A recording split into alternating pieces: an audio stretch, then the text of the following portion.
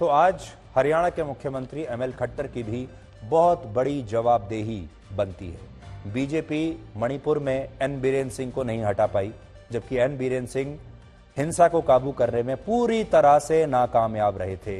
BJP ने उन्हें नहीं हटाया। हरियाणा में इतनी बड़ी हिंसा हो गई।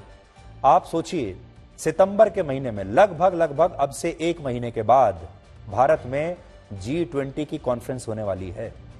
दुनिया के बड़े बड़े देशों के जो राष्ट्राध्यक्ष हैं, प्रधानमंत्री, राष्ट्रपति, वो सब भारत आने वाले हैं। इस स्थान से जहां पर यह सांप्रदायिक हिंसा हो रही है, यहां से 80 किलोमीटर की दूरी पर व्लादिमीर पुतिन बैठे होंगे, शी जिनपिंग बैठे होंगे, ऋषि सुनाक बैठे होंगे, मैक्रों बैठे होंगे और अमेरिका के राष्ट्रपति जो बाइडेन बैठे होंगे। और उससे ठीक 1.25 महीने पहले भारत की स्थिति यह है, और वो भी हरियाणा में, जहां पर बीजेपी की सरकार है। आप सोच सकते हैं कि अंतर्राष्ट्रीय स्तर पर भी इससे भारत की कितनी बदनामी होगी।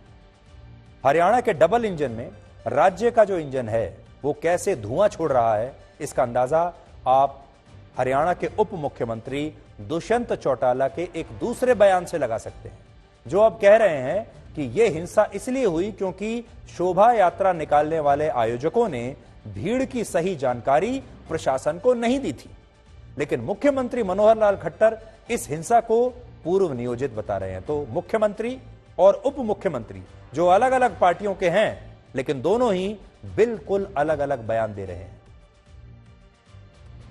जो आयोजक थे कल की यात्रा के, उन्होंने भीड़ एस्टिमेशन का प्रॉपर ब्यौरा डिस्ट्रिक्ट प्रशासन को नहीं दिया। कहीं ना कहीं उसकी कमी के कारण ये दुर्घटना कल हुई। मैं तो आपके माध्यम से भी सबसे यही आग्रह विनती करूंगा कि अमन शांति बना कर रखें। हमारे प्रदेश में आज तक के इतिहास में ऐसी घटना नहीं हुई। जिन लोगों ने इस घटना को आगे उकसाकर करने का काम किया, उनके खिलाफ सख्त से सख्त कार्रवाई। इस हिंसा में जो 4 आम नागरिक मारे गए हैं, उनमें 35 साल का एक शक्ति सिंह भी है। शक्ति सिंह ना तो शोभा यात्रा में शामिल हुआ था, ना ही वो हिंसा वाली स्थान पर मौजूद था, ना ही उनका इन दंगों से कोई लेना देना था। शक्ति सिंह नल्हड़ शिव मंदिर से 20 किलोमीटर दूर बड़कल इलाके में उस मिठाई की दुकान पर मौजूद था, जहां वो काम किया करता था, नौकरी कर रहा था, मिठाई की दुकान पर काम करता था। अब बताइए, शक्ति सिंह की क्या गलती है? ना तो ये शोभा यात्रा में शामिल है, ना मंदिर जा रहा है, चुपचाप एक गरीब आदमी अपना रोजगार कर रहा है। हिंसा के दौरान जब वो इस दुकान से अपने गांव वापस लौटा, जो हिंसा वाली जगह से 18 किलोमीटर दूर है, तो वहां एक गुरुकुल आश्रम पर इस हिंसक भीड़ ने हमला कर दिया। देखिए कहां किया, गुरुकुल आश्रम पर हमला किया, जहां पर जो हिंदू बच्चे हैं वो शिक्षा ग्रहण करते हैं गुरुकुल में। इसके बाद शक्ति सिंह की कोई खबर नहीं मिली और बाद में शक्ति का शव सड़क पर पड़ा हुआ मिला। इसलिए आज सवाल यह भी है कि यह हिंसा 20 किलोमीटर दूर आगे कैसे पहुंच गई और शक्ति सिंह इस हिंसा में कैसे मारा गया, जबकि इस बेकसूर जान का कोई लेना देना नहीं था किसी भी हिंसा से, किसी भी प्रोटेस्ट से, किसी भी यात्रा से। आप देखिए,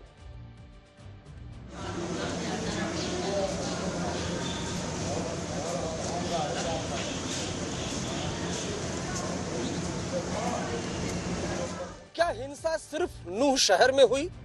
क्या आगजनी बवाल सिर्फ नूह शहर में हुआ? अगर आप ऐसा सोचते हैं तो आज तक इंडिया टुडे आपको एक ग्राउंड रिपोर्ट दिखाने वाला है। इस वक्त हम नूह शहर से 18 किलोमीटर दूर भादस गांव में हैं और ये एक गुरुकुल है जहां पर बच्चे पढ़ाई करते हैं। गुरुकुल भादस ये जो इसका नाम है। और जब हिंसा शुरू हुई नूह शहर में, तो इस गुरुकुल में जो हिंदू समाज का ये है, एक तरीके से इसको मंदिर माना जाता है। यहाँ बकायदा जो गाय हैं उनको पाला जाता है। इस गुरुकुल में जो हिंसक भीड़ ने 2 बार चढ़ाई करने की कोशिश की। सबसे पहले हम महंत तरुण, उनसे हम बात करते हैं। तरुण जी, उस दिन क्या हुआ था, विस्तार से बताइए। जी, उस दिन ये हुआ था कि कोई भी ऐसी बात नहीं थी। जो धार्मिक यात्रा निकलनी थी तो उसकी सारी तैयारी की गई थी। 11 बजे तक भी कोई बात नहीं, 12 बजे तक भी कोई बात नहीं। तो यहाँ से जैसे हम गेट के बाहर जाने लगे तो तुरंत हमें सूचना मिली कि नूह में ऐसे ऐसे दंगा छिड़ गया है। फिर वहां से फिर बाद में पता लगा कि बडकली पे भी ऐसा कांड हो गया है। पहला तब अटैक होने को आया तभी उनको वहां पे रोक दिया गया, और दूसरे अटैक में एकदम गुरुकुल के गेट पे आ गए थे। तो सभी जितने भी अपने व्यक्ति हैं उनका मैं आभारी हूँ कि सेकंडों के हिसाब से उन्होंने गुरुकुल की रक्षा की। अगर ये लोग ना आते तो आज आपको ये गुरुकुल भी एक खंडहर रूप में दिखाई दे रहा होता। जब यहाँ पर 2 बार इस गुरुकुल पर अटैक करने की कोशिश की उपद्रवियों ने, जैसा खुद आचार्य तरुण ने बताया, तब जो एक सरपंच है इस इलाके के भादस के, शौकत, वो आए। उन्होंने क्या देखा, शौकत की जुबान से ही हम सुनते हैं। शौकत जी, क्या हुआ था? सर, हम यहाँ 2, 4, 5 लोग थे पहले मेरे साथ। फिर हमने तादाद पता लगी कि भाई ज्यादा 400-500 आदमी आ रहे हैं, तो हमने अपने गांव से और आदमी बुला के और उनको थोड़ा धमकाया, बड़ी परेशानी से डरा कर लाठी यहाँ से ले गए हम, और लड़ने के लिए मैंने कि हमको मार के आगे जाओगे, नहीं आगे नहीं जाने देंगे। तो हमने वो भगाए और दंगाई थी, सबको डांठा लग रहा था जी। मोटरसाइकिल में नंबर प्लेट ढक रखी थी, बाहर के थे जी, बाहर के आदमी थे जी। बड़ी परेशानी, ये समझ ले हमने कही इधर नहीं जाने देंगे। गोली चलाने की भी उनने सोची, सरपंच के पाम में गोली मार दो। बाकी हमने कही चल मर जाए, हम आगे नहीं जाने देंगे। इस गुरुकुल में 2 बार अटैक करने की? हाँ, 2 बार अटैक करने की कोशिश करी जी। तो उसके बाद क्या पुलिस पुलिस आई, कोई जानकारी? पुलिस नहीं आई जी।